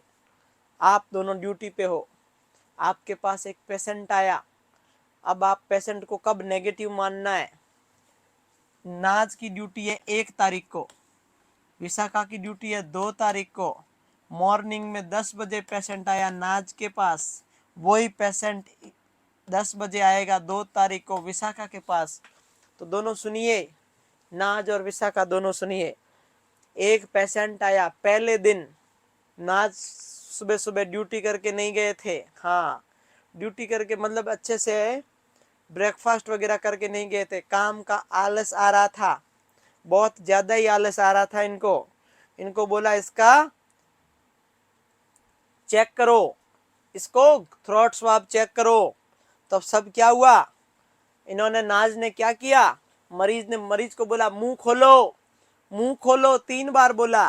तो नाज वैसे ही परेशान थे बहुत, अपने ड्यूटी से रात को सोए हुए नहीं थे, पढ़ते पढ़ते गए और ब्रेकफास्ट नहीं करके गए, नींद आ रही थी भयंकर, बहुत खुली, ठीक है। अब इन्होंने सही, पेशेंट ने 3-4 बार इन्होंने बोला पेशेंट को, पेशेंट ने गला खोला नहीं, मुंह खोला नहीं पूरा, तो इन्होंने जीभ के ऊपर से भी थ्रोट स्वाब भेज दिया। कहां भेज दिया? लैब में, माइक्रोबायोलॉजी। तो आ गई रिपोर्ट नेगेटिव। लेकिन क्या एक रिपोर्ट से हम नेगेटिव मान लेना है? नहीं मानना है। हाँ, मैं सबको सुना रहा हूं लेकिन दोनों का नाम ले रहा हूं, है ना। ऐसा नहीं करना था ना, सही तरीके से आपको गले तक भेजना चाहिए था, स्वैब को गले के अंदर डालना चाहिए था। आपने जीभ के ऊपर से डाल के वापस भेज दिया। नाज पूरा डालना चाहिए था मुंह में, पूरा गले के अंदर जाना चाहिए था। नाज का मन नहीं था क्योंकि ड्यूटी थकी हुई थी। इन्होंने बोला मुंह नहीं खोल रहा पेशेंट, तो लो हटाओ, और इन्होंने भेज दिया, नेगेटिव रिपोर्ट आ गई। तो क्या उसको नेगेटिव मानना है? नहीं, इंतजार करना है। किसका? विशाखा का। तो सुनो, विशाखा अगले दिन, विशाखा मोटिवेटेड, विशाखा डेडिकेटेड, विशाखा जुनून, काम करने का जुनून। पेशेंट को बोला मुंह खोल, पेशेंट ने खोला नहीं, चुटकी बजाई मुंह खोल, उसने खोला नहीं। विशाखा ने जोर से मुंह ऐसे पकड़ा, ऐसे, फिर पूरा थ्रोट स्वाब पूरा गले में डाल के घुमाया और फिर भेजा, फिर नेगेटिव आया। तब मानना है कि 24 घंटे से गैप से विशाखा का अगर किया गया टेस्ट नेगेटिव आ जाए तो डिप्थीरिया नेगेटिव है। नाज से नेगेटिव नहीं है, विशाखा से नेगेटिव माना जाएगा। समझ आई बात? वैसे नाज ने भी सही काम किया, लेकिन करना क्या है? 2 सैंपल 24 घंटे के गैप से दोनों नेगेटिव आया तो पेशेंट को नेगेटिव मानना है, तब तक नहीं मानना है। सही है? ही कर रही है पागल।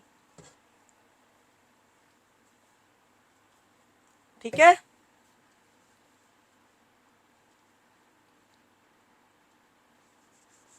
सही बात है ना, मैं झूठ तो नहीं बोल रहा हूं। जी सर सही है।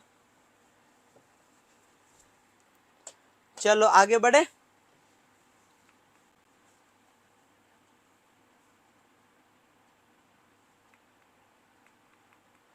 ट्रीटमेंट डिप्थीरिया एंटीटॉक्सिन 20,000 से 1,00,000 यूनिट।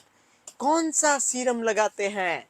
किसी को बीमारी हो जाए तो हॉरस का सीरम लगाओ, बीमारी फिनिश। एंटी सीरा हमेशा हॉरस का लगाइए। सवाल आ सकता है कि किसी भी पेशेंट में जो एंटीबॉडी एंटी सीरा लगाई जाती है वो कौन सी प्रजाति की लगाई जाती है? उसको बोलते हैं हॉरस सीरम। किसकी? हॉरस। एंटीबायोटिक एरिथ्रोमाइसिन और पेनिसिलिन में से कोई एक। वैक्सीन कौन सी? डीपीटी। कौन सी मसल्स में? वेस्टस लैटरलिस। वो डीपीटी की वैक्सीन है, वही तो है। लेफ्ट थाई, पता है आपको? या पेंटावेलेट। क्यों? 5 वैक्सीन पेंटा में, डीपीटी, हेपेटाइटिस बी और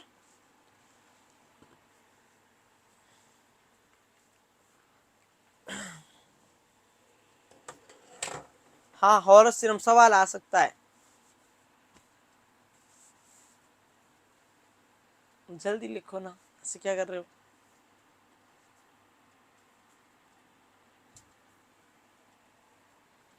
नाज को गुस्सा नहीं आया, मेरे को लगता है विशाखा को गुस्सा आ गया होगा आज कि हाँ मैंने तो विशाखा को तो अप्रिशिएट किया है, नाज ने सही ना काम नहीं किया, फिर भी नाज को गुस्सा नहीं आया।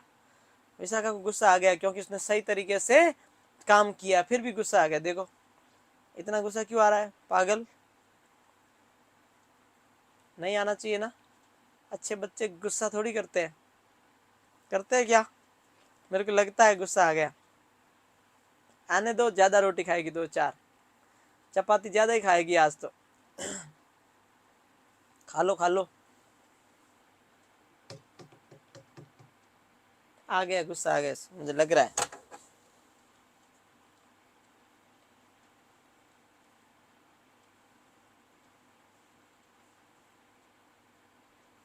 हो गया ना? अब नेक्स्ट बीमारी का नाम है रोजियोला। कुछ भी नहीं है, एक्जेंथिमा सेबिटम इसका नाम है। ह्यूमन हर्पीज वायरस टाइप 6 इसका कॉज है। वायरल डिकीज है। इंक्यूबेशन पीरियड 5 से 15 दिन है। जब फेब्राइल का मतलब है फीवर, जब तक फीवर रहता है तब तक मरीज को आइसोलेट रखना है, बस। इसमें कुछ नहीं लिखना। हो गया अपना।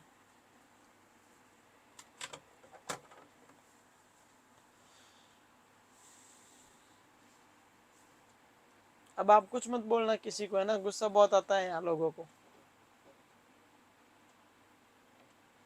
नहीं लग रहा, आपके एक्सप्रेशन से यही लग रहा है, आपके एक्सप्रेशन। देखो नेक्स्ट, आगे बढ़ो।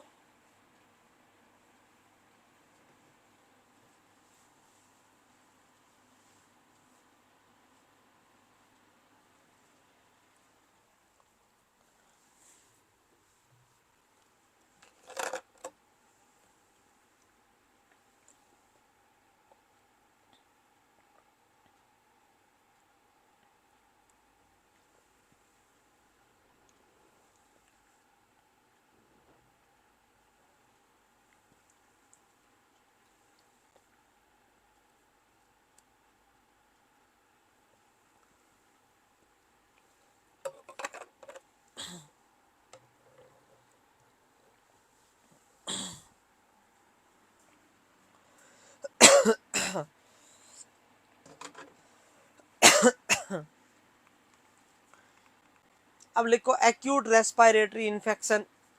ये हेडिंग मत लगाना, है ना, निमोनिया मत लिखना, आप सिर्फ इतना ही लिखना, एक्यूट रेस्पिरेटरी इन्फेक्शन। 4 प्रकार के होते हैं, ये मत लगाना, आप समझ नहीं पाओगे वरना। लिखो एक्यूट रेस्पिरेटरी इन्फेक्शन।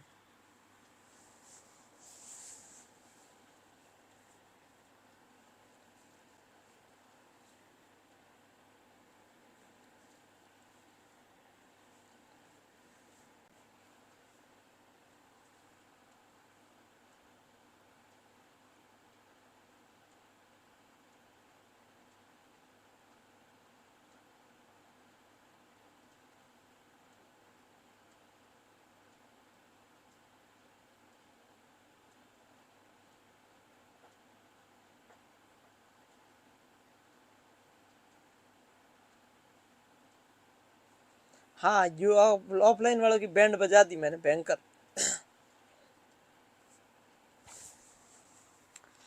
अब देखो 4 प्रकार का होता है, सॉरी, 1 मिनट ध्यान देना इधर। एक होता है कॉमन कोल्ड, सुनना बात, इससे थोड़ा सीवियर होता है न्यूमोनिया। मैं बच्चों की पढ़ा रहा हूं, सिर्फ रेस्पिरेटरी सिस्टम की बात नहीं कर रहा हूं, जो बच्चों से रिलेटेड क्वेश्चन आएगा उसकी बात कर रहा हूं, एज इट इज। एक होता है सीवियर निमोनिया,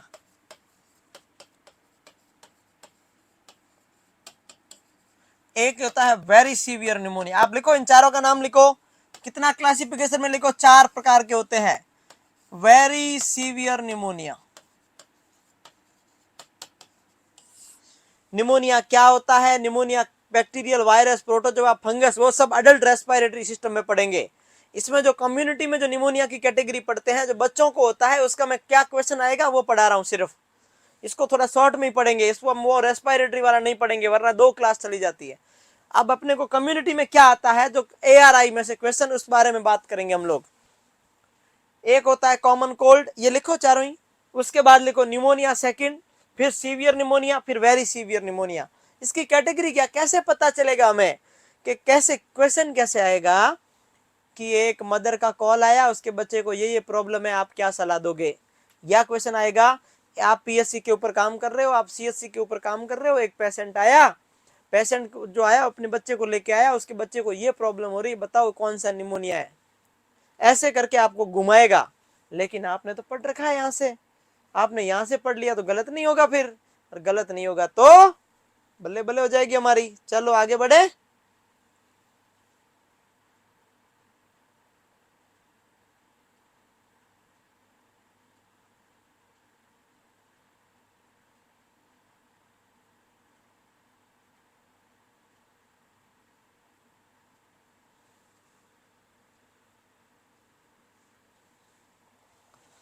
चारों लिख दिए, चलो आपने चारों ही लिख दिए।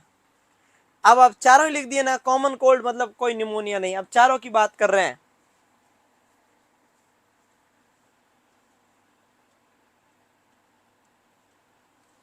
नेक्स्ट इधर ध्यान दो प्लीज,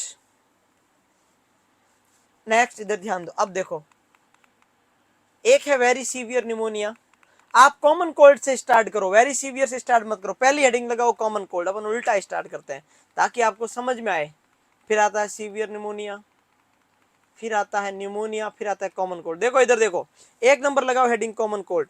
कॉमन कोल्ड का मतलब है मरीज को रनिंग नोज होगा, मरीज को फीवर नहीं होगा, मरीज को शॉर्टनेस ऑफ ब्रीथ नहीं होगा, मरीज को फेब्राइल स्टेज नहीं होगी, सिर्फ रनिंग नोज होगा।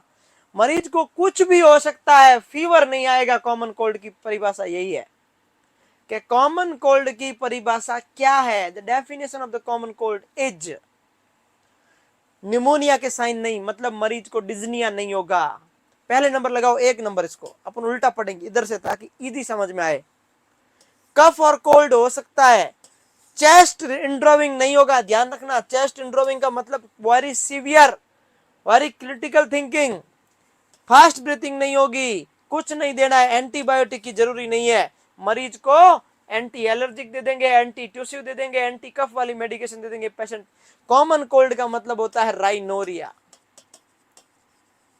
Running nose. कौन सा नोज? Running nose. समझ में आई बात? समझ में आ गई आपके? अरे पल्ले पड़ी क्या सर? पल्ले पड़ गई।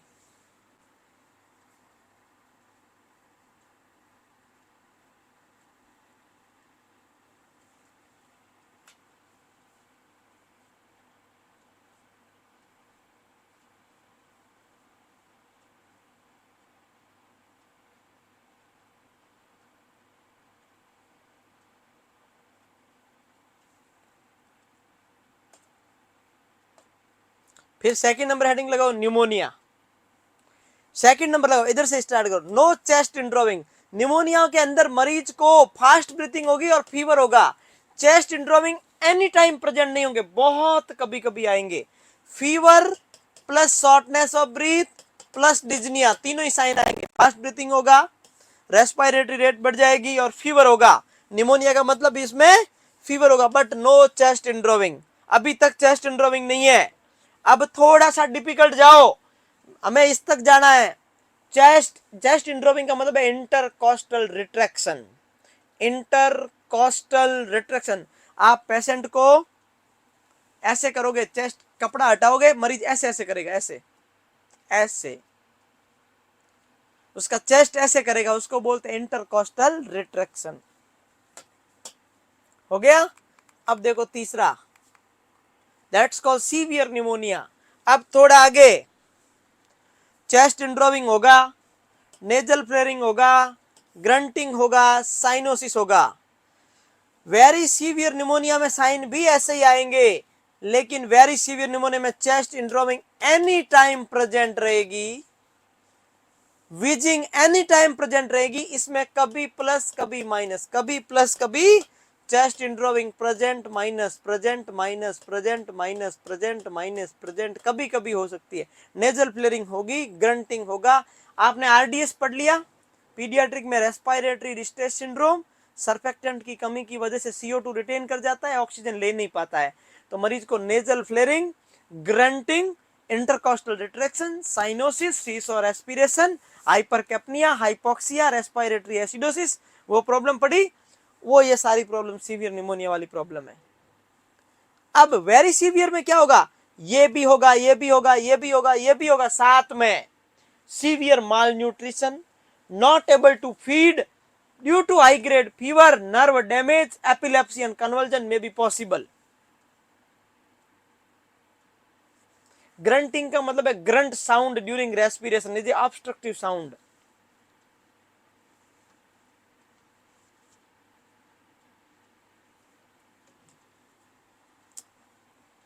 ये लिखा। वेरी सीवियर के अंदर convulsion, not able to feed, severe acute malnutrition, with chest indrawing, with wheezing, सब साइन, जितने भी साइन है सब आ जाएंगे। मरीज को आखिर में जाके इंट्यूबेट करना पड़ेगा। अब सवाल कैसे आएगा मैं बता देता हूं वापस आके आपको। अरे फ्लेयरिंग क्या होता है तैयबा? फ्लेयरिंग का मतलब है तैरना। ये आपके नोज है, ये नोज है, ये नोज, सांस लोगे तो ये ऐसे करेंगे, ऐसे करेगा मरीज नोज, ये नेजल तैरना, नेजल का तैरना during inspiration. Earliest sign of RDS का पहला साइन है, न्यूबॉर्न बेबी में रेस्पिरेटरी डिस्ट्रेस सिंड्रोम का पहला साइन है नेजल फ्लेयरिंग। नाक के इस मसल्स का तैरना, इलास्टिक कार्टिलेज का तैरना नेजल फ्लेयरिंग कहलाता है। लिख लिया था क्या? अब लिखो ये,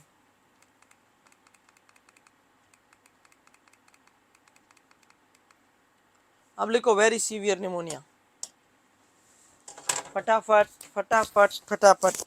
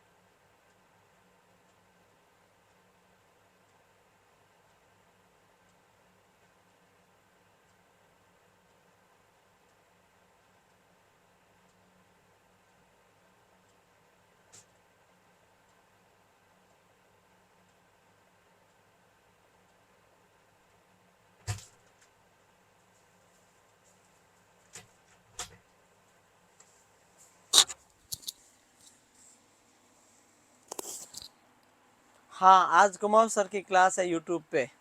बिल्कुल बिल्कुल कुमार सर की क्लास है यूट्यूब पे।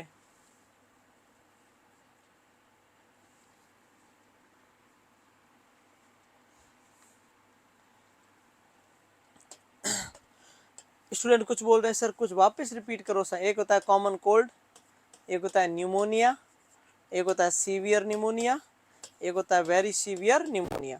कॉमन कोल्ड में no fever, no fast breathing, no cyanosis, no dyspnoea, only rhinorrhoea, only rhinitis. कौन से वायरस की वजह से? Rhino virus.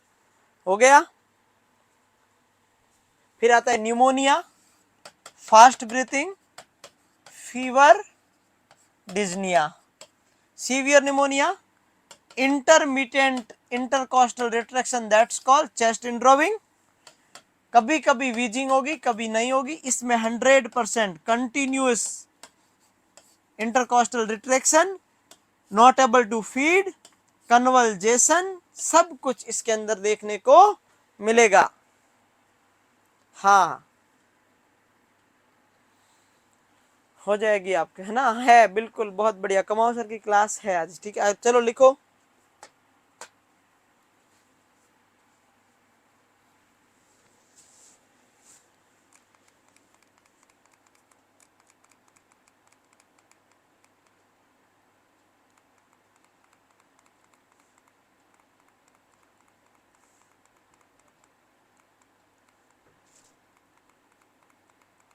ये लिख लो। अभी नहीं लिखा था बैक स्लाइड, अभी लिख लो।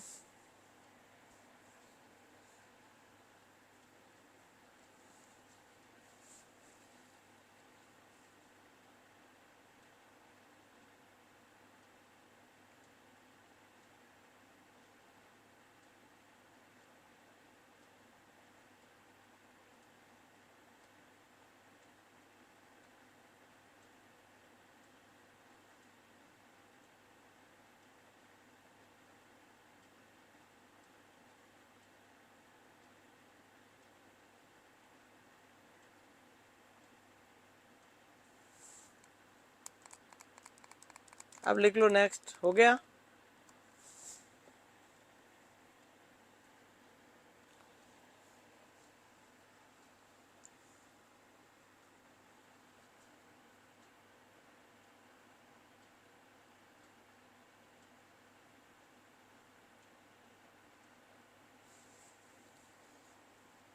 सर राइटिंग बहुत खराब है, ये भी समझ में नहीं आता, ये भी समझ में नहीं आता। स्ट्रीडोर का मतलब होता है high shrill cry, high shrill sound due to respiratory airway obstruction. अब देखो इसको समझो, इस लाइन को, इस लाइन को समझो प्लीज, इस लाइन को क्या समझो, इसको समझो कि मरीज का एयरवे ब्लॉक हो जाएगा तो जोर जोर से कंसोलिडेशन साउंड आएगी, उस साउंड को बोलते हैं high shrill sound due to airway obstruction.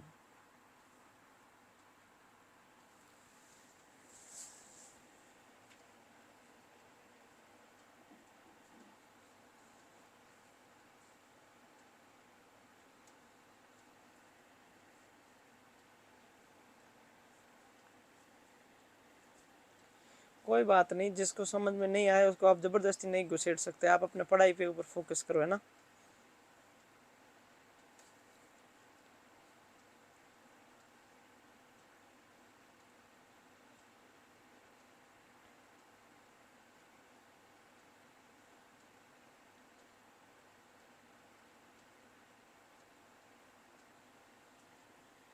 ठीक है,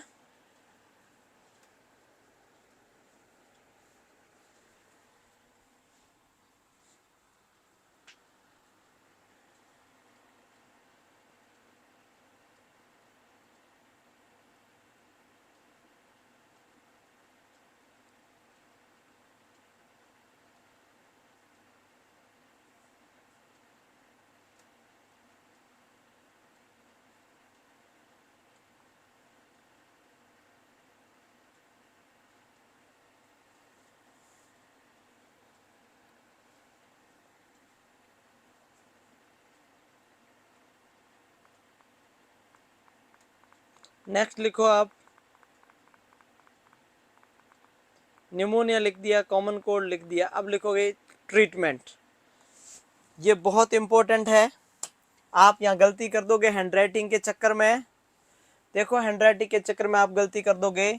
कॉमन कोल्ड में कोई antibiotic, no need of antibiotic, common cold में कोई एंटीबायोटिक नहीं चाहिए। अगर आपसे पूछे कि चाइल्ड में, किसमें, चाइल्ड में निमोनिया की ड्रग ऑफ चॉइस क्या है, किसकी, निमोनिया की ड्रग ऑफ चॉइस क्या है, तो आपका आंसर बड़े खुले मन से आना चाहिए, बड़े खुले मन से आना चाहिए। उसका नाम है कोट्राइमोक्साजोल, जिसको आप लोग क्या बोलते हो, उसको बोलते हो सेप्ट्रान। क्या बोलते हो, सेप्ट्रान बोलते हो, क्या बोलते हो, सेप्ट्रान, कोट्राइमोक्साजोल। अब देखो एक सवाल आप जो गलत करोगे, मैं सुन लो पहले। एक होता है क्लोट्राइमेजोल, क्लोट्राइमेजोल, कौन सा मेजोल, क्लोट्राइमेजोल, सुनिए प्लीज। एक होता है क्लोट्राइमेजोल, ये एंटी फंगल क्रीम है, आप इसको सही मत कर देना, ये एंटी फंगल क्रीम है। क्या है, एंटी फंगल क्रीम है। कोट्राइमेक्साजोल सेप्ट्रान का दूसरा नाम है, जो कि बच्चों में निमोनिया की ड्रग ऑफ चॉइस है। आप याद करो, बहुत ही पुरानी टैबलेट है, आज से 20 साल पहले, 30 साल पहले ये टैबलेट स्किन के ऊपर लगाते भी थे, वुंड के ऊपर, और लेते भी थे। बहुत हाईली रिएक्टिव है, हाईली सेंसिटिव भी है, रिएक्शन भी खूब करती है, लेकिन इसका नाम है कोट्राइमोक्साजोल। तो चलो बात करते हैं। कोट्राइमोक्साजोल का मतलब होता है, जिसमें दो फॉर्मूले होते हैं, एक होता है सल्फामेथाक्साजोल, एक होता है ट्राइमेथोप्रिम। इस टैबलेट का काउंट करते हैं डोज, जिसके पीछे लगा होता है, इसको बोलते हैं सेप्ट्रान। अब देखो, निमोनिया की ड्रग ऑफ चॉइस है, सवाल सुनिएगा आराम से। अगर किसी बच्चे का एज 2 महीने से कम है तो उसको 1 टैबलेट बीडी, मतलब 20 mg वाली 1 टैबलेट बीडी। अगर किसी का 2 से 12 महीने का है एज, 2 टैबलेट बीडी। अगर किसी का एज 1 to 5 ईयर है, 3 टैबलेट बीडी। ये क्वेश्चन आ जाएगा, ये भी आने वाला है, ये भी आने वाला है, और ये तो आएगा ही आएगा। मैंने वेरी सीवियर निमोनिया की ड्रग ऑफ चॉइस नहीं बोली है, मैंने सीवियर निमोनिया की ड्रग ऑफ चॉइस नहीं बोली है, मैंने कॉमन कोल्ड की ड्रग ऑफ चॉइस नहीं बताई है। मैंने बोली pneumonia in adult, pneumonia in not adult, pneumonia in child.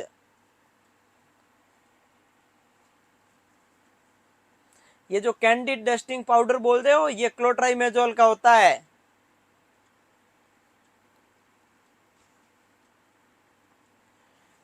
जो एड्स पेशेंट होता है उसमें निमोनिया हो जाता है, उसमें भी यही दी जाती है। इम्यूनो कॉम्प्रोमाइज पेशेंट में, इम्यूनो कॉम्प्रोमाइज पेशेंट में निमोनिया की भी यही ड्रग ऑफ चॉइस है। एड्स का, अडल्ट एड्स मरीज में भी सेफ्ट्रान दी जाती है। अब ये सवाल 2 महीने से छोटा, इसका मतलब लगभग वजन 3-4 किलो ही होगा। 2 से 12 महीने का, इसका मतलब वजन लगभग 6 से 9 किलो होगा। 1 से 5 साल का मतलब 10 से 19 किलो होगा। होगा कि नहीं होगा?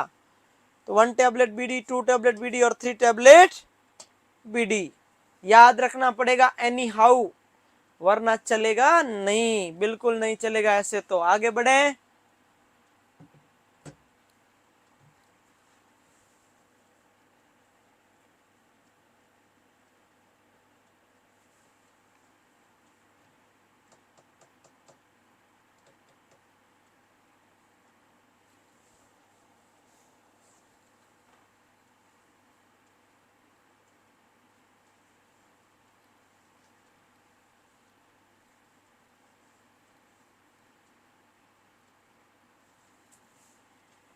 याद रह जाएगा। अब देखो नेक्स्ट, सीवियर निमोनिया की drug of choice benzyl penicillin और वेरी सीवियर की क्लोरमफेनिकोल। लिख सकते हो, सीवियर निमोनिया की आप लिख दो बेंजाइल पेनिसिलिन, और इसको लिख दो वेरी सीवियर निमोनिया की drug of choice chloramphenicol.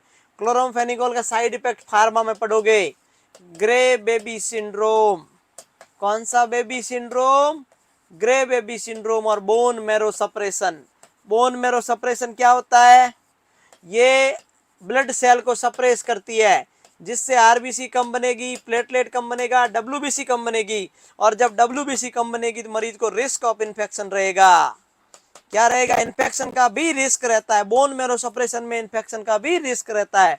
Chloramphenicol के 2 साइड इफेक्ट होते हैं, एक ग्रे बेबी सिंड्रोम, एक bone marrow suppression. Bone marrow तीनों ही पैनसाइटोपिनिया करवा, ल्यूकोपिनिया करवा सकती है, तीनों ही ब्लड सेल में, स्पेशली डब्ल्यूबीसी कम होती है, इन्फेक्शन का रिस्क बढ़ जाता है, इन्फेक्शन का रिस्क बढ़ जाता है। हाँ, Ekta Bisht chloramphenicol very severe pneumonia की ड्रग ऑफ चॉइस है। सीवियर निमोनिया की ड्रग ऑफ चॉइस है बेंजाइल पेनिसिलिन। ये सवाल तीनों ही आ सकते हैं प्लीज। और बोन मैरो सप्रेशन में मोस्टली डब्ल्यूबीसी ज्यादा दबती है, क्योंकि बॉडी की इम्यूनिटी को वही कवर करती है। आप एंटी कैंसर ड्रग पढ़ोगे, उस सबका साइड इफेक्ट है पैनसाइटोपिनिया। आप स्टेरॉइड पढ़ते हो, उसका ड्रग है रिस्क ऑफ इन्फेक्शन। टाइफाइड की सबसे पहली ड्रग ऑफ चॉइस थी क्लोरमफेनिकोल, उसके बाद बदल के हो गई सिप्रोफ्लॉक्सासिन, फिर अभी है सेप्ट्रेक्सोन। जो जो नई इन्वेंशन आते हैं, नई डिस्कवरी होती है, नई टेक्नोलॉजी आती है, नई ड्रग आती है, नया जनरेशन आता है, ड्रग का चेंज हो जाता है पैटर्न। हाँ, इतना हो गया तो फिर अपन आगे बढ़ ले।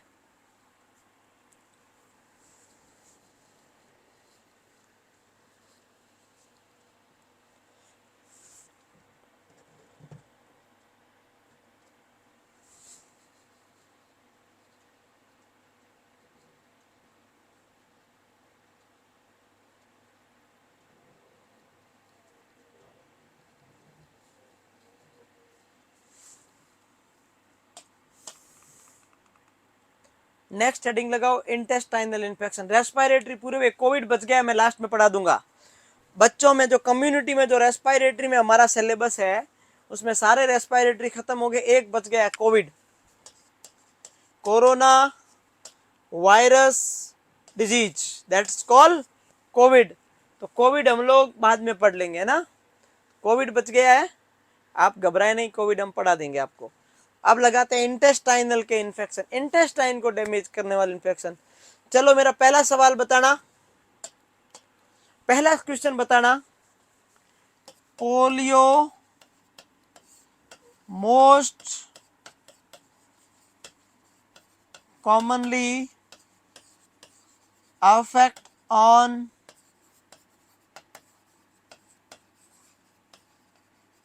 which system?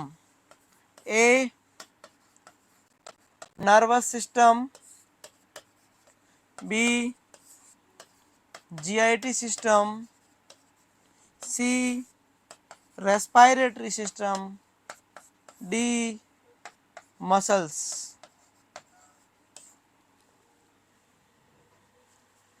इसका आंसर देना।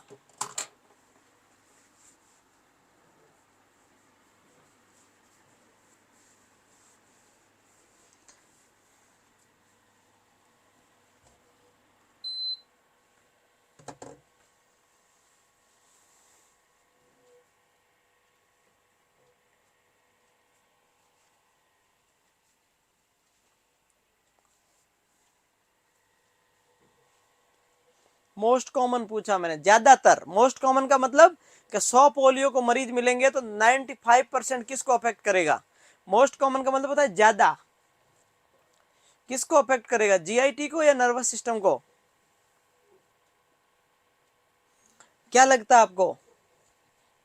पोलियोमाइलाइटिस, जिसमें पोलियो के अंदर पैरालिसिस वगैरह होता है, पोलियोमाइलाइटिस जो बीमारी है वो सबसे ज्यादा कौन से सिस्टम को अफेक्ट करती है?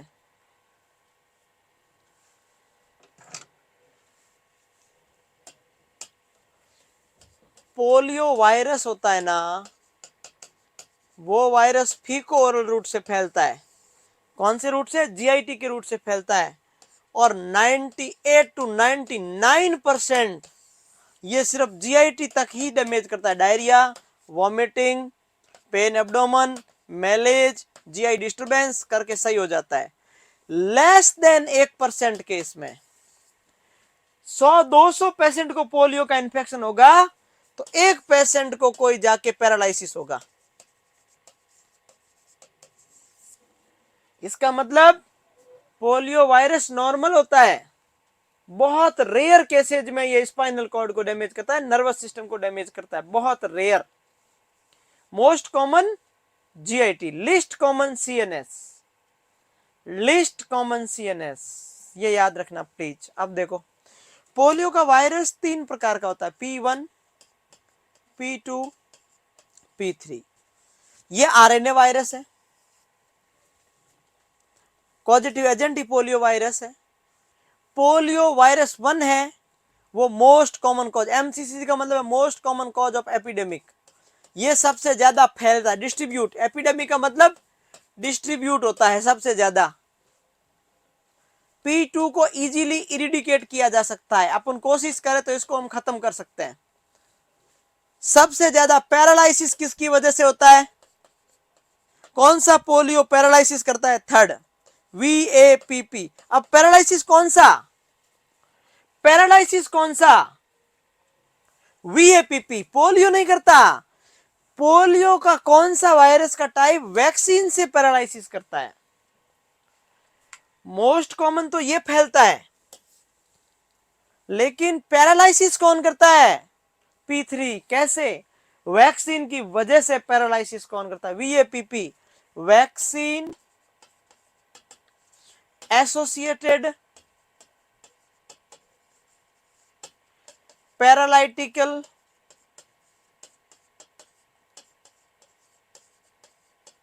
पोलियो। कौन सी वैक्सीन पोलियो पैरालाइसिस करती है? आप बोलोगे पोलियो। पोलियो का कौन सा वायरस अगर बॉडी के अंदर है और उसको वैक्सीन दी तो मरीज को नहीं है तो भी पोलियो हो जाएगा, तो भी पैरालाइसिस हो जाएगा, टाइप थर्ड। करता बहुत कम है, बट सबसे ज्यादा करता यही है, बाकी वाले करते नहीं है। 10 लाख में एक केस में करता है, वैक्सीन की वजह से पोलियो हो जाता है। मोस्ट कॉमन फैलता कौन सा है? टाइप 1। तो मोस्ट कॉमन डिजीज तो वो करता है, वैक्सीन की वजह से पोलियो ये करता है। दोनों अलग अलग है, दोनों अलग अलग है। वो डिजीज की वजह से पोलियो करता है, ये वैक्सीन की वजह से पोलियो करता है। ये डिजीज की वजह से पोलियो करेगा मोस्ट कॉमन, ये वैक्सीन की वजह से पोलियो करेगा मोस्ट कॉमन। इसीलिए पोलियो की वैक्सीन पॉलीवैलेंट वैक्सीन है। पोलियो की वैक्सीन पॉलीवैलेंट वैक्सीन है। कौन सी वैक्सीन है? पॉलीवैलेंट। पॉलीवैलेंट का मतलब क्या, देखना, इधर आना, ध्यान देना। पॉलीवैलेंट, वैलेंट का मतलब होता है टाइप। पोलियो कितने टाइप का है? P1, P2, P3। ऐसी वैक्सीन, सुनना मेरी बात, ऐसी वैक्सीन जो एक ही जाति के मल्टीपल टाइप के ऊपर एक्ट करे, तो पोलियो की वैक्सीन तीनों वायरस को मारती है। इसीलिए पोलियो की वैक्सीन को polyvalent, the vaccine the act on the same species और the various type of multiple strain. ऐसी वैक्सीन जो सेम स्पेसीज के मल्टीपल स्ट्रेन के ऊपर काम करती है, उसको दो प्रकार की होती है। इन्फ्लुएंजा की वैक्सीन, जो इन्फ्लुएंजा कल पढ़ा था, परसों लास्ट, 3 प्रकार का होता है, ए, बी और सी। जो इन्फ्लुएंजा की वैक्सीन है वो भी पॉलीवैलेंट होती है, और पोलियो की वैक्सीन भी पॉलीवैलेंट होती है। याद करना कि पोलियो की वैक्सीन पॉलीवैलेंट होती है, क्योंकि इसको भी मारती, इसको भी मारती, इसको भी मारती, तीनों एक ही जाति के, तीनों ही पोलियो है। ऐसा नहीं है एक पोलियो और मीजल्स को मारेगी, मारेगी सिर्फ पोलियो को, लेकिन पोलियो की सेम स्पेसीज, मतलब सिर्फ पोलियो को मारेगी, लेकिन इसकी तीनों जातियां P1, P2, P3। इसीलिए पोलियो को पॉलीवैलेंट बोलते हैं, पोलियो को पॉलीवैलेंट बोलते हैं। दूसरी बात, इसमें 3 टाइप है, P1, P2, P3। ये मोस्ट एपिडेमिक करता है, ये इजीली इरिडिकेट हो जाता है, और P3 VAPP करता है। डिजीज की वजह से पोलियो नहीं, वैक्सीन की वजह से पोलियो करता है, वैक्सीन की वजह से पोलियो करता है।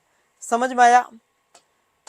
यही सवाल आएगा आपके सामने कि कौन सी वैक्सीन पैरालाइसिस करती है। आप बोलोगे पैरालाइसिस तो पोलियो में होता है, तो पोलियो कैसे पैरालाइसिस करेगा? हाँ, पोलियो पैरालाइसिस करता है, मान के चलो पोलियो पैरालाइसिस करता है। आपने बात मान ली क्या? बात मानी कि नहीं मानी? सर आपने बोली, हमने नहीं मानी, ये कैसे हो सकता है? मानना पड़ेगा आपको, नहीं मानोगे थप्पड़ खाओगे वायरलेस। इसके आगे वाला आप लोग क्लियर हो गया? अब ये डाउट था पूनम कुमारी को, पूनम कुमारी रिस्पॉन्स दो, समझ में आया क्या? समझ में आया क्या? इसके बाद वाला अपन नेक्स्ट क्लास में पढ़ेंगे, मुझे ऐसा लग रहा है। Primary infection of human alimentary, alimentary का मतलब है GIT सिस्टम, और CNS को सिर्फ less than and tract also infect CNS। Most common alimentary GIT, least common CNS। CNS के कौन से पार्ट में? पोलियो का 3 टाइप होता है, इसीलिए पोलियो को ट्राइवेलेंट या पॉलीवैलेंट वैक्सीन की जरूरत होती है, क्योंकि पोलियो मल्टीपल। हाँ, अब क्या लिखोगे? Type 1 paralytical polio, type polio virus can survive for a long period in external environment, water में 4 महीने, फीसस में 6 महीने, फीसस का मतलब स्टूल में 6 महीने। पोलियो में क्या सैंपल चेक किया जाता है? स्टूल का सैंपल चेक किया जाता है। यह सवाल पूछ सकता है कि पोलियो के पेशेंट में किसका सैंपल चेक किया जाता है? स्टूल का सैंपल चेक किया जाता है। लिख लो, 3 टाइप के होते हैं। अब देखोगे सर, आपको एक डाउट होगा, पहले ही सुन लो। पहला डाउट होगा कि यहां पर लिखा है कि कौन सा पोलियो पैरालाइटिकल है, तो मेरी बात सुनो, सबसे ज्यादा फैल कौन रहा है? P1, तो पैरालाइसिस इसकी वजह से ही होगा ना। अब कुछ लोग क्या बोलेंगे पता है कि सर आपने लिखा ना कि पैरालाइसिस तो इसकी वजह से होता है। अरे ये डिजीज की वजह से नहीं, ये वैक्सीन की वजह से है। पोलियो डिजीज की वजह से, पैरालाइसिस P1 की वजह से होता है। डिजीज वैक्सीन की वजह से इधर होगा P3। लिख लिया? फीसस में 6 महीने। नेक्स्ट वाला अपन नेक्स्ट क्लास में पढ़ेंगे, पोलियो है ना, पोलियो शुरू कर चुके हैं, आप पढ़ के आना, पढ़ के आओगे पोलियो। तब तक के लिए मुझे आज्ञा दीजिए, थोड़ी देर बाद 10 मिनट बाद, सिर्फ 11 मिनट बाद आपके अपने आ जाएंगे अभी कुमावत सर क्लास लेके, है ना? ठीक है, चलो okay, thank you so much, take care. हाँ